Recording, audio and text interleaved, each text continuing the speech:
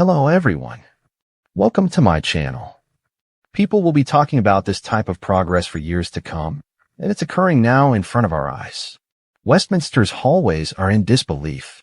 People all around the nation are asking the same question, and the media is exploding. Was Nigel Farage recently given a position of actual authority by the king? And did karma get so agitated as a result of this?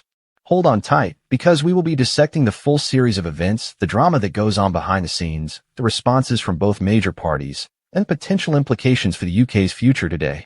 There is more than one choice at stake here. It concerns the country's very power dynamics. Additionally, it has the potential to totally alter the political narrative that we have been adhering to for decades. An announcement that seemed to come out of nowhere set the whole thing in motion. The monarch named Nigel Farage to a newly created advising position with an emphasis on economic independence, national unity, and possibly most controversially, constitutional change, according to an official statement issued by Buckingham Palace. Now, if you are familiar with Farage's past, you will see why this is such a shocking revelation. Farage's whole career has been based on opposing the status quo, criticizing what he describes as ostentatious elites, and establishing himself as the voice of the average Brit. Few would have ever imagined that he would be granted the formal blessing of the king in addition to being allowed to enter the corridors of power. Giving the fox the keys to the henhouse is analogous to that. That's Keir Starmer's and his supporters' perspective, anyhow. As soon as news outlets reported this statement, political analysts started making assumptions about the king's intentions. Some think it's a calculated movement to close the gap between traditional politics and the expanding populist movement that has been gaining ground nationwide. Others believe it's a brilliant move to place Farage in a more structured environment where his influence can be used to benefit the country rather than undermine it. However, karma did not see this as a sign of conciliation. His leadership and his vision for Britain were directly challenged. The Labour leader was shocked, insulted, and even humiliated by the decision, according to sources close to him. This is particularly true, given that his administration is now under increasing pressure on many fronts. Starmer's response was intense when he first learned of the palace's plans, according to witnesses within Number 10. According to reports, he yelled at the aides, slammed his briefing folder shut, and demanded an urgent explanation of whether the monarch had conferred with any government officials before to the appointment. Insiders say Starmer views this as more than a ceremonial gesture. As a political intervention, he believes it has the potential to strengthen Farage's followers and erode Labour's hold on power. Recall that Farage is no longer a marginal or backbench MP. His platform just grew exponentially louder and far more credible in the eyes of millions of people with the king's support. Labour strategists were in crisis mode within hours. Party leaders debated how to react in a series of emergency sessions. Should they openly denounce the king's choice, running the danger of seeming to be disrespectful to the monarchy? Or should they strive to minimize the motion in the hopes that people won't notice it? In the end, Starmer chose to make a well-crafted public speech, but those who saw his delivery could feel the annoyance in his voice and the strain in his jaw. He said that although he appreciated the crown's prerogative, political neutrality is crucial to our constitutional monarchy's stability. Many saw this as a barely disguised reproach, a clear indication that he thought the king had gone too far.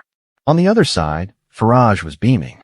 Following an initial meeting with the monarch, he stood outside the gates of Buckingham Palace and spoke to the media with the assurance of someone who has just been given the chance of a lifetime to pursue a career in politics. He described the nomination as an unfathomable honor and promised to use his new position to help put Britain back on course, rebuild national pride, and make sure the views of common people are heard. There was no mistaking the optics. Starmer watched from the sidelines, clearly shaken, as Farage, once the ultimate outsider, was now shaking hands with the Queen. As you would anticipate, the response has been equally split throughout the nation. Farage's fans exploded in joy, praising the decision as long overdue. Acknowledgement of a man who, in their opinion, has dedicated his life to defending British sovereignty and sane politics. Within minutes, hashtags like EA Kingbacks Far and Star Meltdown were trending on social media. Left-leaning pundits and Labour supporters, however, were quick to label the appointment hazardous and very reckless, stating that it might further polarize the country at a time when unity is much needed. In a manner seldom seen in contemporary times, some even charged the king of bringing the monarchy into the political sphere. Comparisons to previous royal interventions, rare occasions when a monarch seemed to take sides, even if subtly, in the nation's political affairs are already being made by political historians. Even while the British monarchy is meant to maintain its absolute neutrality, in practice, every public action and appointment has symbolic meaning, and in this instance, it is almost impossible to overlook the symbolism.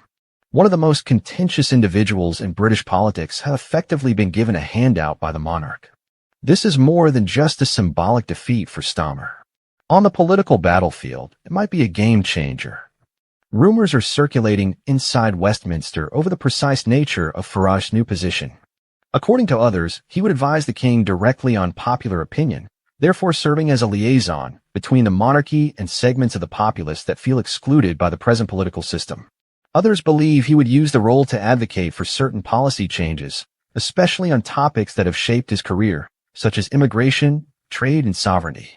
In any case, Starmer's influence is only going to increase, and that's what keeps him up at night. When it was revealed that Farage had already received invitations to attend certain high-level talks on the future of Britain's constitutional framework, the drama took an even more dramatic turn. If so, his opinions might influence choices that affect the fundamental framework of British democracy. The prospect of sharing the platform with Farage, much alone being dominated by him, who has spent years cultivating his reputation as a stable, trustworthy statesman. The Prime Minister feels like he's been sucker punched. One of the aides was reported as saying, "This action goes beyond politics. It's intimate. You should reconsider if you believe that things could not become any more dramatic." According to recent rumors, Farage's nomination may open the door for a more official political partnership between the populist right and the monarchy, which was unimaginable just a few years ago. A change of this kind may have a significant impact on the next elections by luring working-class voters away from Labour and toward a populist movement supported by the monarchy. This was the last thing Starmer needed since he already had to deal with social upheaval, economic difficulties, and party tensions. What does this leave us with, then? The United Kingdom is at a turning point. One side has a prime minister who believes that those at the top of the constitutional ladder are undermining his power. Nigel Farage, on the other hand, is prepared to advance his goals more vigorously than ever after gaining royal sanction. In the midst of all of this, a country is looking on in shock, wondering whether this is the start of a new chapter or the first act of a constitutional crisis. Neither the political drama nor the stakes could be more dramatic. This story isn't going away anytime soon, that much is certain. The next weeks will be crucial as we see Starmer's reaction, Farage's positioning, and if the monarch decides to make his intentions clear or to allow rumors to run wild. In any case, this event will be remembered as a watershed in history, when the lines between politics and the monarchy were blurred in a manner that few could have predicted.